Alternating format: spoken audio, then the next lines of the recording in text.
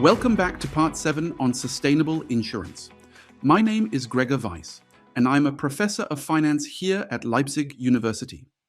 In the last video, we saw how insurance works and why insurers wear two hats, underwriter and investor. Now we get to the heart of the physical risk problem. This is Part B, climate and catastrophe risk. Over this video and the next, we look at why catastrophes are so difficult to insure, why the losses keep rising, and how insurers try to spread that risk. Why does this deserve so much attention? Because physical catastrophe risk is the channel through which climate change hits insurers most visibly and most immediately. Every major hurricane season, every record wildfire shows up directly in insurers' results and increasingly in the premiums ordinary households pay. If you understand catastrophe risk, you understand the single biggest reason climate change and insurance have become inseparable topics. Let's start with what makes a catastrophe different from an ordinary loss. Think about the everyday risks an insurer covers: a car accident, a broken window, a stolen bicycle. These losses are small, they happen frequently, and crucially, they are independent of each other. My fender bender has nothing to do with yours. That independence is what makes them so easy to pool and predict. Catastrophes are the opposite on every count. They are low probability but high impact. Think of Hurricane Katrina, an earthquake, or a major flood. When one strikes, it doesn't hit one policyholder. It hits thousands at the same moment, in the same place. Their losses follow what statisticians call a heavy-tailed distribution, meaning that rare extreme events dominate the total. And the consequence is simple but profound. A single insurer cannot absorb a catastrophe on its own. Here's the deeper reason why. Insurance rests on the law of large numbers. The idea that if you pool many independent risks, the average outcome becomes highly predictable, even though any individual outcome is not. But that logic quietly assumes the risks are independent. Catastrophes break that assumption completely. When a hurricane makes landfall, every policy in its path is hit at once. The losses are correlated, they arrive together, and diversification within a single region simply fails. The pool doesn't smooth the risk, it concentrates it. That is exactly why reinsurance and the capital markets exist, and we will build up to them. This chart makes the heavy tail idea visible. Picture a distribution of annual losses. Most years sit on the left. They are mild, ordinary, unremarkable. But every so often there is an event far out in the right tail, and that single event can be larger than many normal years combined. The key insight is that the average tells you almost nothing here.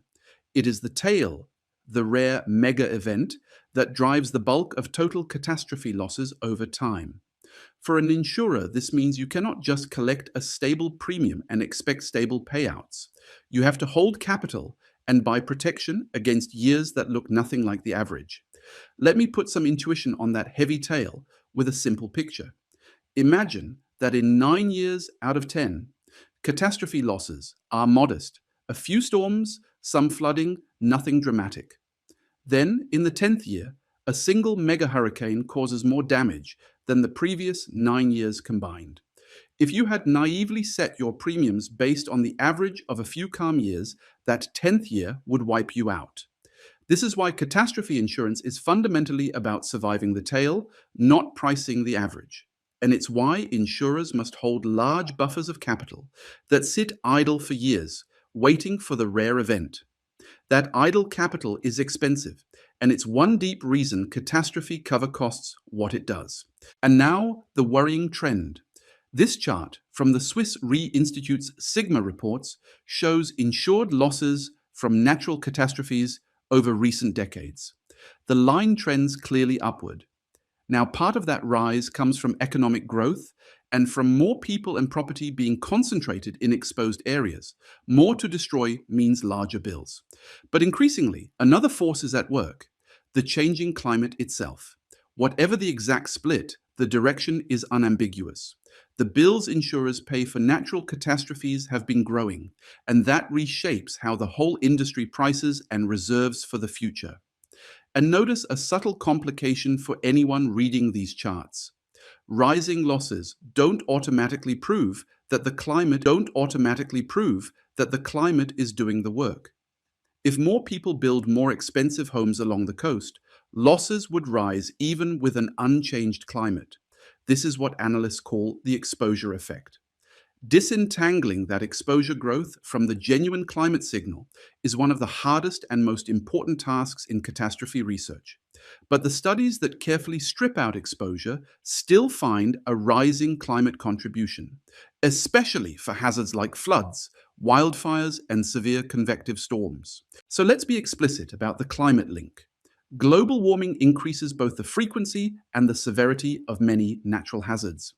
Warmer air holds more moisture, which feeds heavier rainfall and flooding. Sea level rise raises coastal flood exposure, so a storm surge reaches further inland than it used to. Heat and drought create the conditions for larger, more intense wildfires. The deep point for an insurer is this: climate change shifts the entire loss distribution.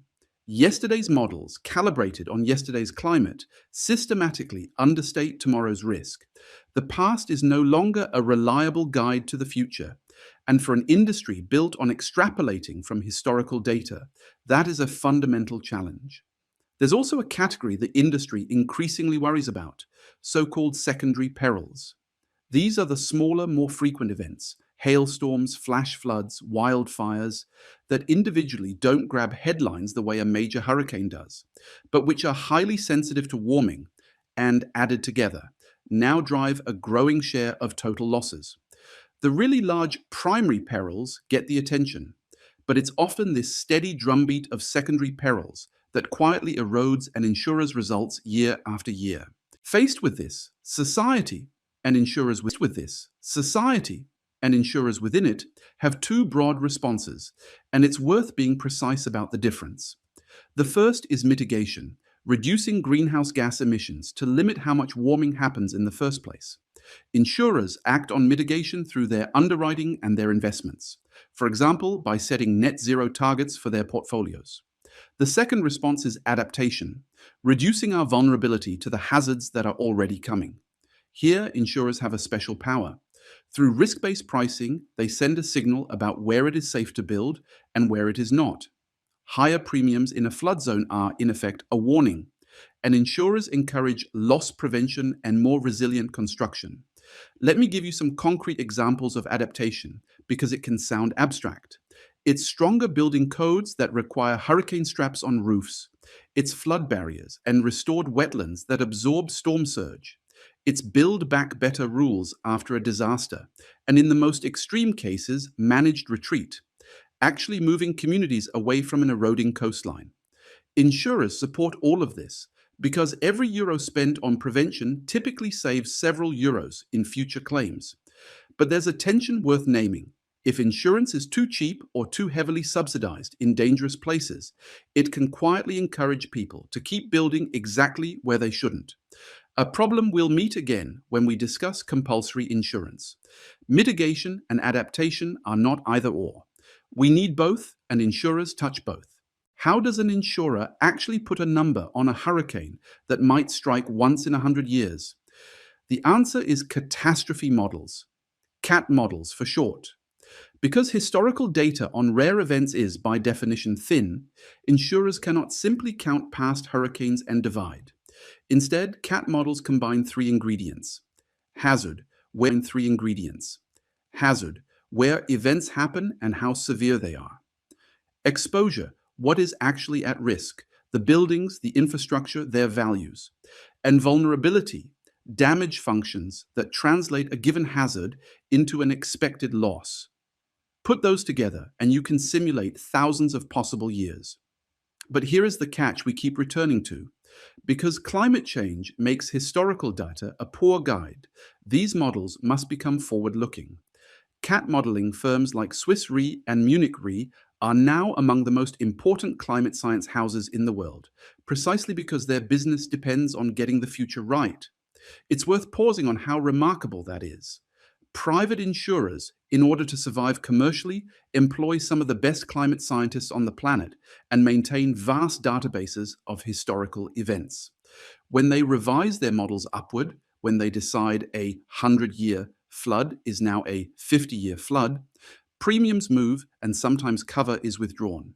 So a technical modeling decision made inside a reinsurer can ripple out and change whether a whole neighborhood remains insurable. That's a striking amount of real-world power concentrated in what looks, from the outside, like a dry actuarial exercise. So if a single insurer can't carry a catastrophe alone, how is the risk shared? Picture a chain. It starts with the primary insurer, the company that writes your original policy. This is the ceding company. When the risk is too big to keep, the primary insurer passes part of it to a reinsurer, an insurer for insurers, which takes on a slice of the risk in exchange for part of the premium. And for the very largest events, even reinsurers pass risk further on, into the capital markets through retrocession and instruments called catastrophe bonds, part of the broad catastrophe bonds, part of the broader insurance-linked securities market. So catastrophe risk flows outward step by step, from the household to the insurer, to the reinsurer, and finally to global investors. It's worth knowing that this reinsurance business is remarkably concentrated in a few global hubs. Munich and Zurich are home to the two giants, Munich Re and Swiss Re. Bermuda has become a major center for catastrophe reinsurance and insurance-linked securities, thanks to its tax regime and specialized expertise. And London's Lloyd's market has underwritten unusual and catastrophe risks for over 3 centuries.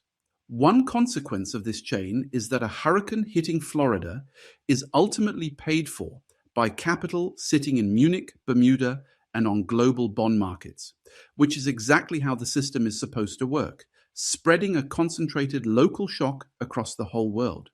But it also means that when catastrophes cluster, reinsurance prices harden globally, and those higher costs flow all the way back down the chain to the household's premium. Let's recap. Catastrophes are fundamentally different from everyday losses. They are rare, they are correlated, and their losses are heavy-tailed. So the extreme event dominates. Those losses are rising, and climate change is intensifying the hazards and shifting the entire loss distribution, which breaks the old assumption that the past predicts the future. Insurers respond through mitigation and adaptation. They price risk using forward-looking catastrophe models, and they share the biggest risks along a chain from primary insurer to reinsurer to the capital markets. In the next video, we follow that chain in detail. We'll unpack reinsurance, catastrophe bonds, and parametric insurance, the machinery insurers use to make the uninsurable insurable. See you there.